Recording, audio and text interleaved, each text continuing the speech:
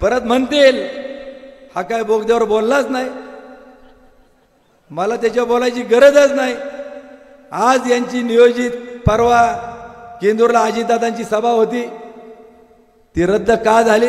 कारण तुम्हा सगळ्यांना माहिती आहे की अजितदादांचं त्यांचं पहिल्यापासून त्यांच्यावर किती मोठं प्रचंड प्रेम होतं आणि त्या प्रेमापोटी यांना एकदा लाल दिवा गमावा लागला होता आपल्या तालुक्याला।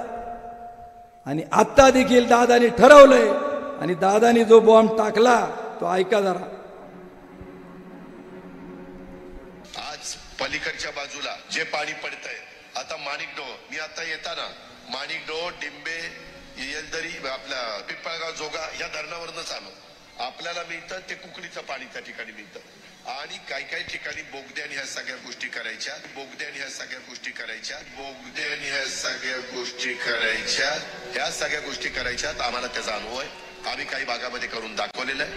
आज पश्चिमेकडचं पाणी पूर्वेकडे आणण्याच्या करता आम्ही केंद्र सरकारशी बोललोय, ते म्हणले आम्ही तुम्हाला त्याच्यातनं निधी देतो। विरोधी पक्षाचे सरकार आलं तर त्यांचं केंद्र कुणी ऐकणार नाही। गोलमाल है भाई साहब, गोलमाल है।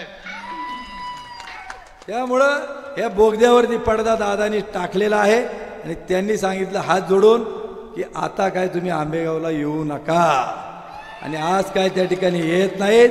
पण माझं आपणा सर्वांना एवढंच सांगणं आहे की या आंबेगाव तालुक्यातील पाण्याचे जेवढे प्रश्न आहेत, आदिवासी भागातील सातगाव पठार, लोणी दामली, थिटेवाडी इथल्या पाण्याचे प्रश्न सुटल्याशिवाय डिंब्याच्या पाण्याच्या एक थेंबालाही धक्का न लावण्याची जबाबदारी या तालुक्याचा आमदार म्हणून देवदत्त निकम त्या ठिकाणी घेईल। रामकृष्ण हरी, वाजवा तुतारी। त्यानंतर संतरत्न खासदार आदरणीय डॉक्टर अमोलजी कोल्हे साहेब।